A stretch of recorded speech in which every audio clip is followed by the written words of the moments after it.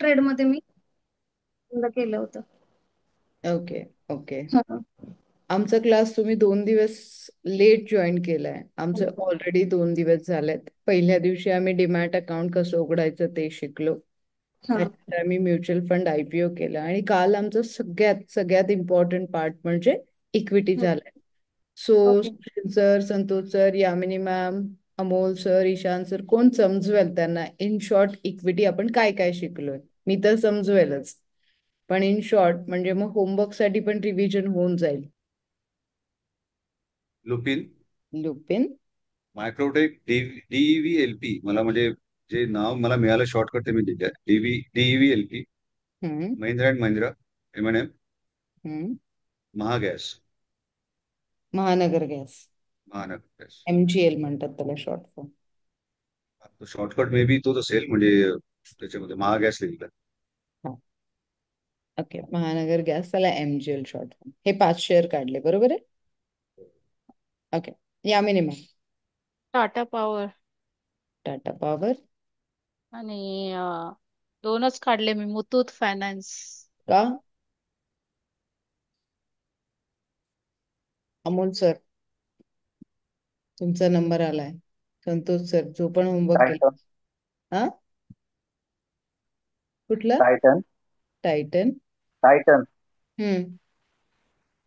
Hindustan Unilever. HUL. Okay. Bharti Airtel. Bharti Airtel. Hmm. Nestle. कुठला? Nestle. Nestle. Okay. Good. आणि ग्राफिन industry. Grasim. Okay. Santosh sir, Ishan sir. Ma'am सांगू का? हम्म. एकच मारुती. मिनिट द्या. एकच मिनिट द्या. सुशील सर, यामिनी मॅम आणि अमोल सर, तोपर्यंत आजचे क्लोजिंग काढा. इवन शिंदे मॅम ह्यांना फॉलो करा. ह्यातले तुम्हाला जे पण स्टॉक आवडत आहेत त्याचं जाऊन मनी कंट्रोलवर किंवा NSE च्या साईटवर तुम्हाला आज 3:30 वाजता शेअर कितीला क्लोज झाला ते दिसेल. तेवढं फक्त लिहून काढा तोपर्यंत, कारण आज जो फॉर्म्युला मी ऍड, काल आपण 5 पॉईंट बघितले, आज हा 6वा पॉईंट आपल्या फॉर्म्युलामध्ये ऍड करणार आहोत. तर क्लोजिंग शोधून काढा ह्याचा. टाटा म्हणजे जे काढलेत राईट. हा. जे 5 स्टॉक काढले त्याचं क्लोजिंग ना आजचं. Yes yes okay. Yes. Ishaan sir please. Ma'am Maruti Suzuki, Maruti Suzuki. Mahindra ma'am, and Maharaj, close झाले ते चेक करायचं का? Hmm. Okay. Maruti Suzuki. Mahindra and Mahindras, M&M. Hmm. Adani Power, Adani Power. TVS Motor ma'am. TVS Motor. गाड्याच विकत घेतल्यात सगळ्या भाऊंनी. 4च झाल्यात. Yes ma'am. मला एवढं ट्राय केलेत मी. मला भेटलं नाही मी, त्यामुळे मी ट्राय केले ओके. गुगलवर सर्च करून. संतोष सर. आलं ते म्हणजे काय करायचं तेच कळालं नाही मला. मला फक्त ते जे आपण काल 5 पॉईंट बघितले होते हम्म. त्याच्याप्रमाणे तुम्हाला आज मला 5 स्टॉक द्यायचे होते स्टडी करून. म्हणजे जे फंडामेंटल पी रेशो. जर तुम्ही पेपरमध्ये मी दाखवलं पण होतं की कसं फाइंड आउट करायचे ते स्टॉक. हो. हो हो, नाही दाखवलं तर मॅडम. ते मला खरंच म्हणजे नाही काढता आलं. पेपर वगैरे घेतला होता. ठीक आहे. ठीक आहे, काही चालेल. हरकत नाही. मॅम, 5 पॉईंट मला जी मी क्लू सांगितली त्याला CMP च लॉंग फॉर्म आहे क्लोजिंग मार्केट प्राइस. त्याला LTP पण म्हणू शकता, लास्ट ट्रेडेड प्राइस. त्याला करंट मार्केट प्राइस पण म्हणू शकता, CMP.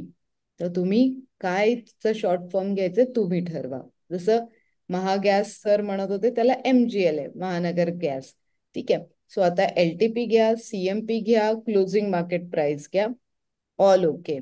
सो आता फॉर्म्युला लकी वॉरन बफेकडे नव्हते कॅल्क्युलेटर्स, ते हे वॉरन बफेचे फॉर्म्युलाज आहेत. मी लिहून देते की हे कुठल्याच क्लासमध्ये नाही मिळणार. मी म्हणजे टू इकडे वन झिरो नाईन मॅडम. 2109. 09. तर तुम्हाला कॅल्सी असल्यामुळे थँक्यू बोलायला पाहिजे, ग्रॅटिट्यूड असलं पाहिजे आणि पटापट आन्सर आले माहितीये. मला खूप सोप्या लँग्वेज मध्ये शिकवल्यामुळे या फॉर्म्युल्याचं महत्व नाही कळत आहे. पण हा फॉर्म्युला काल जे तुम्ही रॅन्डमली 1500 आणि 700 काढलं, 500 आणि 300 काढलं ना, हे मी तुम्हाला आज काढायला शिकवलंय की 700 आणि 2100 हा स्टॉक महाग आहे की महाग आहे. स्वस्त आहे. एक्झॅक्टली कळालं तुम्हाला. ज्यांना कळालं महाग आहे त्यांना फॉर्म्युला कळाला असं मी म्हणेन. सगळे असे ब्लँक झालेत की मलाच टेन्शन आलंय की मी काय चुकीचं शिकवलंय का. नाही नाही, आलेलं आहे. मॅडम, आम्ही आतापर्यंत कधी असा विचारच केला नव्हता मॅडम की एवढं डीप मध्ये बघावं लागतंय म्हणून. बरोबर आहे, बरोबर आहे. आज आज वाटतंय का क्लासला बसल्यासारखं? 2 दिवस मजा येत होती, मस्त छोटे छोटे पॉइंट्स कळत होते.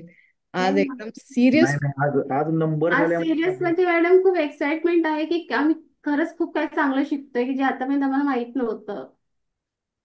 Okay okay. काय सांगाल त्या शिंदे मॅमला? काय सांगाल? 2 दिवसात घाबरायचं नाही असं काय काय सांगाल? कोण सांगेल त्यांना? ते घाबरल्यात आज. मॅम सॉरी ITC प्रत्येक रिस्क कशी मिनिमाइज करायची त्याच्यासाठी हे 2 फॉर्म्युलाज आहेत ना. मी काय बोललेलं आहे, equity one of the safe investment ज्याच्यामध्ये मी स्टॉप लॉस ठेवत नाहीये. बरोबर. हा, पण मी स्ट्रॅटेजीज वापरतीये ना. कुठलंही सेगमेंट सेफ नाहीच आहे. मी 4 दिवस झाले तुम्हाला हेच सांगण्याचा प्रयत्न करतेय. इक्विटीमध्ये संतोषी मॅम अडकल्यात, तुम्ही अडकल्यात, प्रत्येक जण, इव्हन आज शिंदे मॅम जॉईन झाला, त्याही कुठेतरी इक्विटीमध्ये अडकल्याच असतील. असं नाहीये की इक्विटी सेफ इन्व्हेस्टमेंट आहे. पण आता आपण आपल्या स्ट्रॅटेजीजनी आता आपण कुठेही म्हणजे तिनकाभर पण सोडला नाहीये की स्ट्रॅटेजी नाही बनली आणि तुम्ही लॉसमध्ये जाण्याचे चान्सेस कुठेच नाहीये. मी लिहून देऊ शकते. जर तंतोतंत तुम्ही या स्ट्रॅटेजीज वापरल्या तर इक्विटी नेव्हर, तुम्हाला कुठेच लॉस देणार नाही इक्विटी. या जे प्रोसिजर सांगितले त्यांनी लॉस होणार नाहीये. कोर्स पॅटर्न आहे की बेसिक कोर्स मध्ये आपण खूप छान लॉजिक वापरतोय विदाउट इन्व्हेस्टमेंट. सो काल मी यांना खूप छान लॉजिक शिकवलेत फॉर द डे इंट्राडे. पण आज यांच्या डोक्यात जे 2 फॉर्म्युले कन्फ्युजन क्रिएट करते, मी पुढे जातच नाही आज. म्हणजे आता आपल्या ह्याच्या हा are very green green Most आणि वाढले मोस्ट ऑफ द शेअर्स मध्ये. पण RVNL काही वेळा बघतो ना की म्हणजे बुमअप केले की 60-70 रुपीज एकदमच होतो. पण आता पूर्ण म्हणजे डाऊन ट्रेंडच आहे पूर्ण. हाँ तो क्या ढूंढना पड़ेगा बताओ? क्या ढूंढना पडेगा अभी? आप बताओ, मुझे नहीं समझ में, मला नाही कळत. काय कोण हेल्प करेल मॅडमला?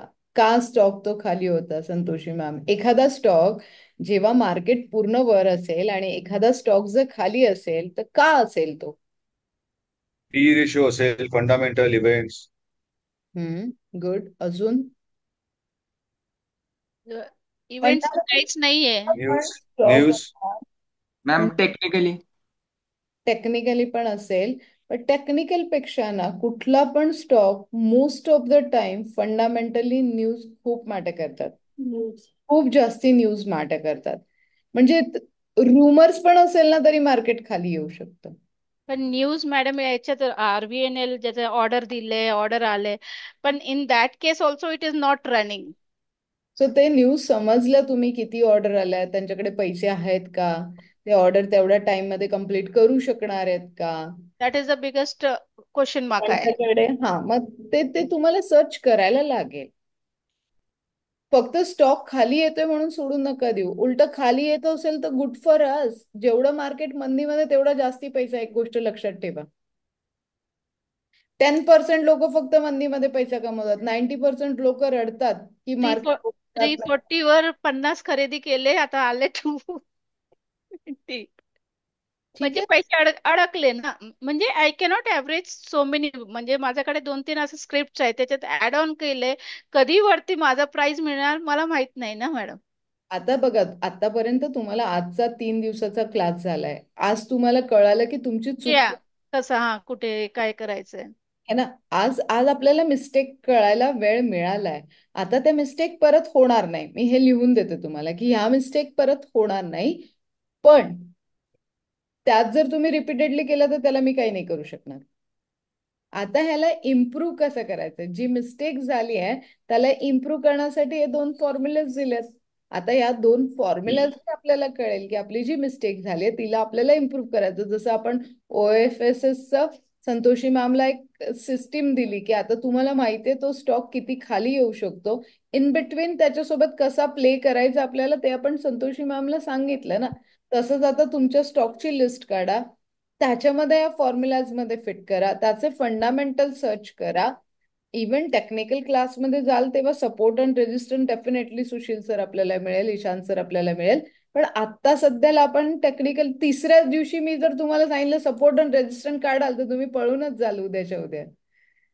तुम्ही म्हणाल आज तुम्ही तिसऱ्या दिवशी जे टेन्स मध्ये मी बघितलंय तर 3 दिवसात नाही बघितलंय, सगळे अंडरग्राऊंड झालेत. आधी ईशांत सर तर नाही, दिसतच नाहीये. टेन्स म्हणजे परत परत विचारण्यापेक्षा क्लॅरिटी असायला पाहिजे ना मॅडम. आता आता आज नाही समजली, परत उद्या परत डोक्यात असेल, परत तिसऱ्या दिवशी विचारणं मॅडम परत सांगा. म्हणजे ओके, एनिवेज आय डू दिस. म्हणजे फर्स्ट माझ्या व्हॉट आय हॅव मी ते सगळं काढेन. देन कुठे वेअर आय स्टँड म्हणजे प्रॉपर ते दिसेल ऍक्च्युली. काय म्हणणं आहे?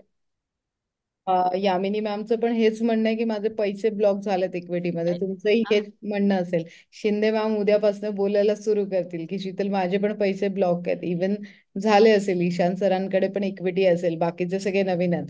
तर ह्या ज्या इक्विटी आहेत ना, ह्या तुम्ही प्लेज करू शकता. प्लेज करू शकता म्हणजे काय करू शकता, जसं गोल्ड ठेवून लोन घेतो आणि आपण पैसे वापरतो तसंच हे स्टॉक लोन घेऊन तुम्ही ह्याच्यावर ट्रेडिंग करू शकतात. इथे फक्त आता समजा वोकार्ड फार्माचे 100 शेअर 1500चे म्हणजे 1.5 लाख आहेत तुमचे, ते 1.5 लाख नाही वापरू शकणार तुम्ही, त्यातले 1 लाख वापरू शकाल.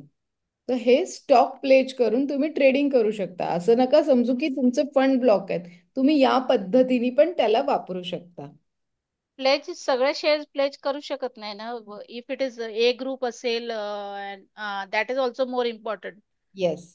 आणि आता मी काल मला त्यांनी प्रोफाईल पाठवलं होतं त्यांचं पोर्टफोलिओ, तर चांगले शेअर आहेत. पण ते प्लेस कसे करायचे मॅडम, म्हणजे त्याच्यावर कसं करायचं? त्याच्यामध्ये एक प्रोसिजर आहे. म्हणजे प्रोसिजर म्हणजे तुमच्या ऍपमध्ये असेल, तुम्ही फंड्स मध्ये गेला की स्टॉक प्लेज हे ऑप्शन येईल. पण मॅम घेतलेले शेअर प्लेस डिलिव्हरीत घेतलेले शेअर प्लेस करता येतात? हो. मग तो राहिलेला डिफरन्स आहे तो येतो का अकाउंटला? कुठला डिफरन्स? म्हणजे सपोज आता डिलिव्हरी चार्ज पूर्ण पैसे भरून घेतलाय आपण आणि मग प्लेस केल्यानंतर तुम्ही जो म्हणताय की आपल्याला ते पैसे वापरू शकतो आपण, मग ते पैसे अकाउंटला दिसणार ना? ते पैसे अकाउंटला दिसणार म्हणजे मला नाही कळालं तुमचा प्रश्न. दुसरे आता समजा माझ्याकडे 100 शेअर रिलायन्सचे होते, 100 शेअर ONGCचे होते, त्यात 100 शेअर समजा माझ्याकडे सुझलॉनचे होते, तर माझं सुझलॉन प्लेज नाही होणार. ओके. माझं ONGC आणि रिलायन्स प्लेज होईल. ONGC आणि रिलायन्स जर माझ्याकडे होते 2 लाख रुपयाची इन्व्हेस्टमेंट, तर ती जेव्हा माझा स्टॉक प्लेज होईल तर तो 1,20,000चा होईल किंवा 1,30,000चा होईल. तो पूर्ण 2 लाखाचा नाही होणार. ओके. पण हा प्लेज केले म्हणजे त्याच्यावर इंटरेस्ट वगैरे काय चार्ज नाही करणार ना?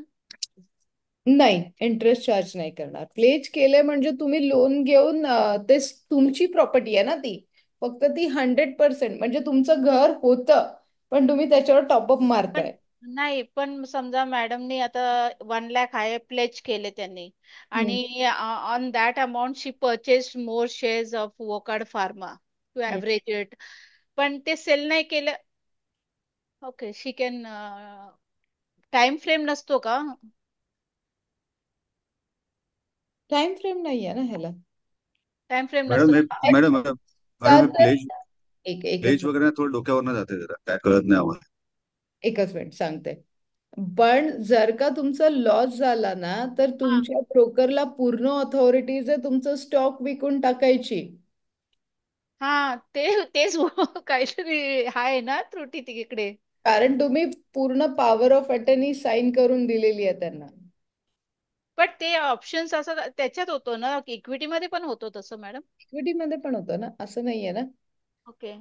हा, आता सुशील सरांकडे येते. सुशील सर, इथे हे लोक काय विचारतायत की ऑलरेडी यांनी इन्व्हेस्टमेंट केली आहे स्टॉक मार्केटमध्ये तर आता ह्यांच्याकडे फंड्स नाही आहेत ट्रेडिंग करण्यासाठी. यामिनी मॅमचं तेच कालपासून रडणं चालू आहे की आता मी काय करू.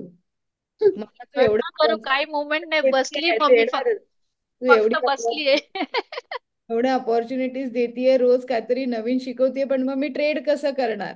तर मी हा. त्यांना सांगते की तुम्ही घाबरू नका, तुमची जी इन्व्हेस्टमेंट आहे त्याच्यावर आपण ट्रेड करूया.